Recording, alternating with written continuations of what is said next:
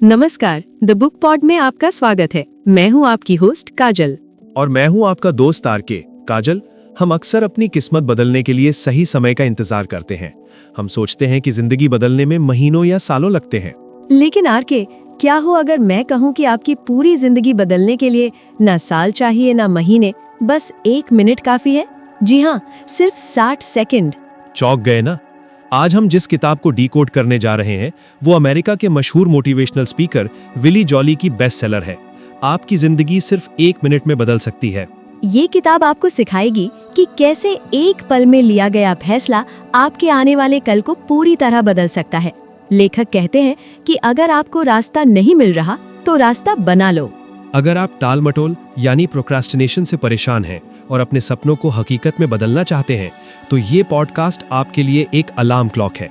चलिए उस एक जादुई मिनट को पहचानते हैं, सिर्फ द बुक पॉड पर। क्या हमारी जिंदगी सच में सिर्फ 1 मिनट में बदल सकती है? सुनने में ये किसी फिल्मी कहानी जैसा लगता है ना? बिल्कुल। हमें तो यही सिखाया गया है कि भाई बड़े बदलावों के लिए सालों की मेहनत और सब्र चाहिए। लेकिन आज हमारे पास जो सामग्री है वो इसी सोच को एक दिलचस्प चुनौती देती है। ये एक किताब के कुछ खास अंश हैं जिसका शीर्षक ही यही सवाल पूछता है। तो आज हम इसी बात की तह तक जाएंगे। क्या वो 1 मिनट कोई जादुई पल है या फिर वो एक फैसला है जो हम लेते हैं? आज का मकसद सिर्फ इन कहानियों को दोहराना नहीं है, बल्कि ये समझना है कि कैसे एक सोच, एक सपना या नजरिए में आया एक छोटा सा बदलाव हमारी पूरी दुनिया पलट सकता है। चलिए इसी आइडिया को थोड़ा और कुरेदते हैं। बिल्कुल। और ये बहुत जरूरी सवाल है क्योंकि स्रोत के मुताबिक वो 1 मिनट कहीं आसमान से नहीं टपकता, वो हमारे अंदर ही कहीं छिपा होता है। अच्छा, आज की चर्चा इस बारे में है कि उस पल को पहचाना कैसे जाए और उसकी ताकत को इस्तेमाल कैसे किया जाए। स्रोत हमें कई असली कहानियों से दिखाता है कि कैसे साधारण लोगों ने असाधारण काम कर दिखाए। और सबसे दिलचस्प बात यह है कि वो ये दावा करता है कि ये क्षमता किसी एक इंसान में नहीं बल्कि हम सब में मौजूद है। तो इसकी शुरुआत होती है सपनों से। किताब में लॉस एंजलिस के एक पियानो वादक की कहानी है जो कहता है कि उसने सपने देखना बंद कर दिया। जवाब में लेखक उसे कहते हैं कि सपने के बिना जिंदगी काटी जाती है, जी नहीं जाती। ये लाइन सुनने में तो बहुत अच्छी लगती है, पर एक सवाल मन में आता है, सपने देखना और ख्याली पुलाव पकाने में क्या फर्क है? हर कोई सपने देखता है, पर सबकी जिंदगी तो नहीं बदलती। आपने बहुत सही नस पकड़ी है। और स्रोत इसी फर्क को साफ करता है। वो कहता है कि रात को आने वाले सपने और जिंदगी बदलने वाले सपनों में एक बुनियादी अंतर है। क्या? जिंदगी बदलने वाले सपने वो होते हैं जिनके साथ एक डेडलाइन या समय सीमा जोड़ दी जाती है। जैसे आप सपने को एक लक्ष्य बना देते हैं, वो ख्याली पुलाव नहीं रहता, एक मकसद बन जाता है। अच्छा। और यहीं पर एकाग्रता और कल्पना की असली भूमिका शुरू होती है। अच्छा, मतलब कल्पना को एक टूल की तरह इस्तेमाल करना। जैसे महान बेसबॉल खिलाड़ी हैंक एरन का उदाहरण दिया गया है। हाँ। वो बताते हैं कि जब गेंद उनकी तरफ 150 किलोमीटर प्रति घंटे की रफ्तार से आती थी तो वो अपने दिमाग में उसे एकदम स्लो मोशन में देखते थे। ये कोई जादू नहीं था, ये उनकी सालों की मानसिक प्रैक्टिस थी। उन्होंने अपनी कल्पना को इतना ट्रेन कर लिया था कि वो हकीकत को अपने फायदे के लिए मोड़ सकते थे। ठीक यही बात ब्रूस ली के उदाहरण में दिखती है। जब वो हॉलीवुड में संघर्ष कर रहे थे तब उन्होंने अपने हाथ से एक खत लिखा था खुद के नाम। अच्छा। उसमें उन्होंने लिखा था, मैं अमेरिका का सबसे ज्यादा कमाने वाला एशियाई सुपरस्टार बनूंगा, और उन्होंने वो कर दिखाया। कमाल है। या फिर आर्नोल्ड श्वार्ज़नेगर के भी सपनों की लिस्ट, जैसे मिस्टर यूनिवर्स बनना, एक फिल्म स्टार बनना, को एक छोटे से कार्ड पर लिखकर हमेशा अपने बटुए में रखते थे। ये सिर्फ याद दिलाने के लिए नहीं था, ये एक प्रैक्टिस थी उन सपनों को अपनी रोजमर्रा की हकीकत का हिस्सा बनाने की, ताकि जब मौका मिले तो दिमाग और शरीर पहले से तैयार हों। ये कल्पना की शक्ति वाली बात तो समझ आती है, लेकिन जैसा मैंने पहले कहा, बहुत लोग सपने देखते हैं पर सफल नहीं होते। स्रोत के मुताबिक यहीं पर नजरिया मतलब एटीट्यूड सपनों से भी ज्यादा बड़ी भूमिका निभाता है। और इसके लिए जो 2 बच्चों वाला प्रयोग बताया गया वो तो कमाल का है। हाँ, वो नजरिए के फर्क को बहुत सीधे तरीके से समझाता है। एक निराशावादी बच्चे को दुनिया के सबसे अच्छे खिलौनों से भरे कमरे में बंद कर दिया जाता है। ठीक है। थोड़ी देर बाद जब दरवाजा खुलता है तो वो रो रहा होता है। पूछने पर कहता है, ये खिलौने इतने अच्छे हैं पर ये टूट जाएंगे या कोई मुझसे छीन लेगा। मतलब उसका फोकस इस बात पर था कि वो क्या खो सकता है, बिल्कुल। और फिर दूसरा बच्चा, हाँ जिसे घोड़े की लीद से भरे एक कमरे में रखा जाता है। हाँ जब दरवाजा खुलता है तो वो खुशी से उस लीद में कूद रहा होता है और उसे दीवारों पर फेंक रहा होता है। हाँ। जब उससे खुशी की वजह पूछी जाती है तो वो कहता है, यहाँ इतनी सारी लीद है तो इसका मतलब यहाँ आसपास कहीं ना कहीं एक घोड़ा भी जरूर होगा। बिल्कुल एक ही जैसी स्थिति पर नजरिया बिल्कुल अलग। ये कहानी सुनने में अच्छी है, पर क्या ये हद से ज्यादा आशावादी होने को बढ़ावा नहीं देती? क्या ये हमें मतलब यथार्थ से दूर नहीं करती? असल दुनिया में हमेशा लीद के ढेर में घोड़ा नहीं मिलता। आपका सवाल बिल्कुल जायज है और मुझे लगता है कि स्रोत का मतलब आंख बंद करके आशावादी बनना नहीं है। इसका मतलब है संभावनाओं के लिए खुला रहना। पहला बच्चा उस चीज पर दुखी हो रहा था। सही बात है। दूसरा बच्चा उस चीज के लिए उत्साही था जो उसे मिल सकती थी। नजरिया समस्या से हटकर संभावना पर ले जाने का एक तरीका है। ये यथार्थ से भागना नहीं बल्कि यथार्थ के अंदर मौके खोजना है। और इसी बात को हारने के लिए पैदा हुआ, मतलब बॉर्न टू लूज, टैटू वाली कहानी और भी गहराई देती है। हाँ। एक आदमी अपनी बाह पर ये टैटू बनवाने आता है। टैटू बनाने वाला कलाकार एक बहुत गहरी बात कहता है। क्या? वो कहता है, ये टैटू तुम्हारी बाह पर बनने से बहुत पहले तुम्हारे दिमाग पर बन चुका है। ओहो। ये दिखाता है कि हमारा नजरिया हमारी पहचान कैसे बन जाता है।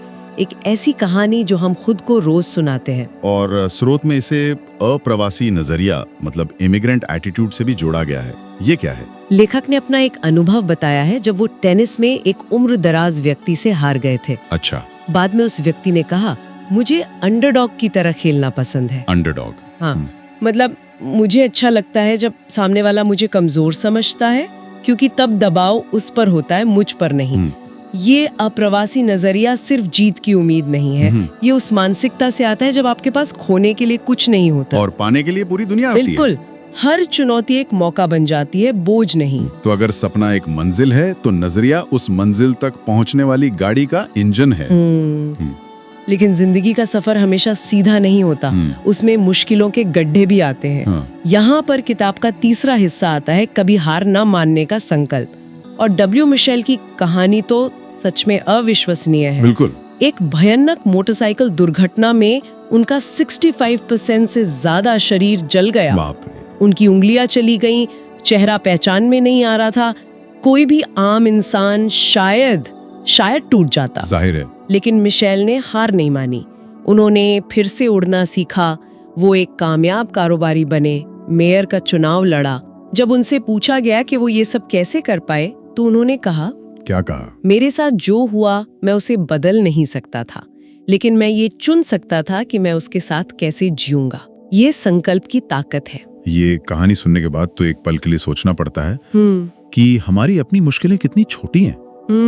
स्रोत में चींटी का जो उदाहरण दिया है वो भी बहुत सटीक है। हाँ, वो संकल्प को बहुत सरल तरीके से समझाता है।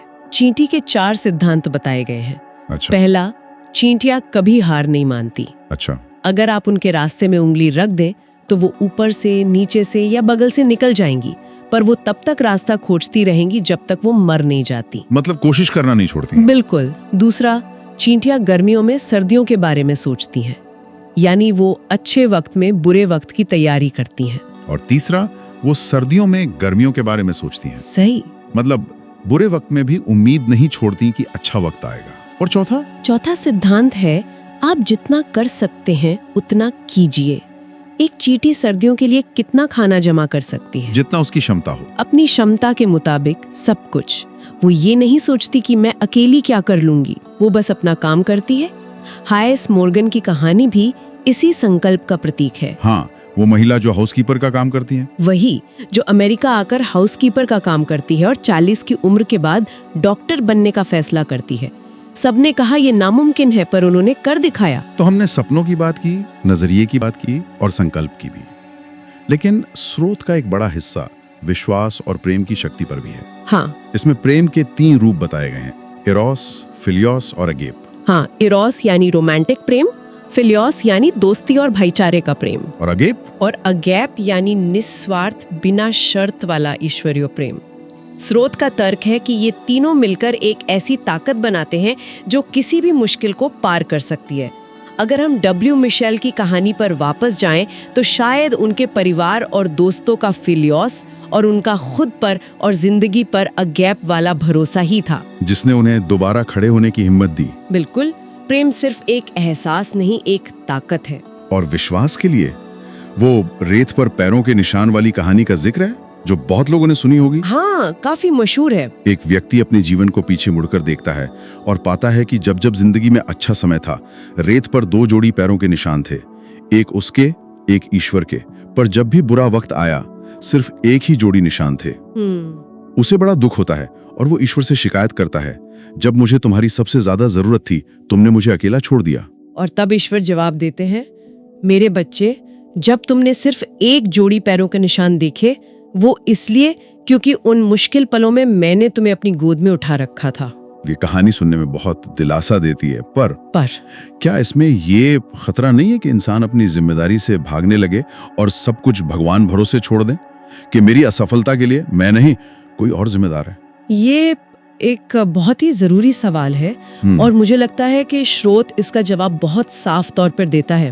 वो विश्वास को कर्म से अलग नहीं करता। कैसे? कहानी के ठीक बाद वो कहता है, मांगे और आपको मिलेगा, खोजिए और आप पाएंगे, दस्तक दीजिए और दरवाजा खुलेगा। तीनों शब्दों पर ध्यान दीजिए, मांगना, खोजना, दस्तक देना। ये तीनों कर्म हैं, क्रियाएं हैं। सही बात है। विश्वास का मतलब हाथ पर हाथ धरकर बैठना नहीं है। विश्वास का मतलब है कि आप अपना पूरा जोर लगाकर दरवाजा खटखटाएं, इस भरोसे के साथ कि वो जरूर खुलेगा। बिल्कुल, विश्वास वो भरोसा है कि हमारे साथ जो हो रहा है, शायद उसमें भी कोई भलाई छिपी हो जिसे हम उस वक्त देख नहीं पा रहे। हाँ, जैसे उस चीनी किसान की कहानी, वो घोड़े वाली। वही, उसका घोड़ा भाग जाता है, लोग कहते हैं कितना बुरा हुआ, वो कहता है शायद। घोड़ा कुछ और घोड़ों के साथ वापस आता है, लोग कहते हैं कितनी अच्छी बात है, वो फिर कहता है शायद। और फिर उसका बेटा घोड़े से गिरकर टांग तुड़वा लेता है, लोग कहते हैं बहुत बुरा हुआ, वो फिर कहता है शायद। कुछ दिन बाद सेना गांव के सभी नौजवानों को जबरदस्ती युद्ध पर ले जाती है, पर उसका बेटा टूटी टांग की वजह से बच जाता है। जिसे लोग बुरा कह रहे थे, वही आशीर्वाद निकला। तो कुल मिलाकर अगर हम सब कुछ जोड़कर देखें तो जिंदगी बदलने वाला वो 1 मिनट, वो कोई जादुई पल नहीं है। वो 1 मिनट तब आता है जब आप कोई फैसला लेते हैं। वो फैसला हो सकता है अपने सपने को एक लक्ष्य बनाने का, या मुश्किलों के सामने घुटने न टेकने का, जैसे रोजा पार्क्स का वो 1 मिनट जब उन्होंने बस में अपनी सीट छोड़ने से इनकार कर दिया। वो 1 मिनट का फैसला एक पूरे आंदोलन की शुरुआत बन गया। आपने बिल्कुल सही कहा, वो 1 मिनट निर्णय का मिनट होता है। स्रोत हमें याद दिलाता है कि हम परिस्थितियों के गुलाम नहीं हैं, हम उनके मालिक हैं। इसमें हम्टी डम्टी की एक बहुत अच्छी व्याख्या है। हम सब ने सुना है कि Humpty Dumpty sat on a wall, Humpty Dumpty had a great fall। हाँ, बचपन से सुनते आए। लेकिन स्रोत एक लाइन जोड़ता है, हो सकता है कि दीवार से गिरने के लिए आप जिम्मेदार ना हो, पर दोबारा उठकर खड़े होने के लिए आप ही जिम्मेदार हैं। जिम्मेदारी लेना, यही बदलाव की पहली सीढ़ी है। सही, मतलब वो 1 मिनट बाहर से नहीं आता, उसे हमें अपने अंदर से पैदा करना होता है। लेखक का अपनी पुरानी कार के बदले बिना एक पैसा दिए नई कार ले आने का जो दृढ़ विश्वास था, वो भी इसी का उदाहरण है। हाँ, उसने पहले अपने दिमाग में ये मान लिया कि ये संभव है और फिर उसे हकीकत में बदल दिया। सही बात है, और ये हमें एक बहुत गहरे सवाल पर लाकर छोड़ देता है। हम में से ज्यादातर लोग जिंदगी में उसे एक बड़ा मौका या बिग ब्रेक का इंतजार करते रहते हैं। हाँ, सोचते हैं कि एक दिन आएगा जब सब कुछ ठीक हो जाएगा। लेकिन क्या हो अगर कोई बड़ा मौका जैसी चीज होते ही ना हो? क्या हो अगर हर अगला मिनट ही वो मौका हो जिसे हम अपने नजरिए, अपने संकल्प और अपने फैसले से बड़ा बना सकते हैं? तो दोस्तों, ये थी विली जॉली की वो फिलॉसफी जो कहती है सपने देखो, विश्वास करो और हासिल करो। याद रखिए, आप अपनी जिंदगी बदलने से सिर्फ 1 मिनट दूर है और वो मिनट अभी है। हमें उम्मीद है कि द बुक पॉट का ये एपिसोड सुनने के बाद आप इंतजार करना छोड़ देंगे और एक्शन लेना शुरू करेंगे। अगर आज इस वीडियो ने आपको चार्ज अप कर दिया है तो चैनल को अभी सब्सक्राइब करें और लाइक बटन दबाकर हमें बताएं कि आप तैयार हैं। इस वीडियो को उन दोस्तों के साथ जरूर शेयर करें जो हमेशा कहते हैं कल करूंगा। ये वीडियो उनका कल आज ही ले आएगा। और अब आज का वो सवाल जिसका जवाब आपको बिना ज्यादा सोचे तुरंत इसी मिनट नीचे कमेंट बॉक्स में देना है। आपकी जिंदगी की वो कौन सी एक बुरी आदत है जिसे छोड़ने का, या वो कौन सा एक नया काम है जिसे शुरू करने का फैसला आप ठीक इसी मिनट ले रहे हैं। अभी कमिटमेंट कीजिए और कमेंट में लिखिए, क्योंकि 1 मिनट में लिया गया फैसला ही इतिहास रचता है। मैं काजल और मैं आरके, आपसे फिर मिलेंगे एक नई ऊर्जा और नई किताब के साथ। तब तक के लिए घड़ी मत देखिए, बस कर डालिए। धन्यवाद।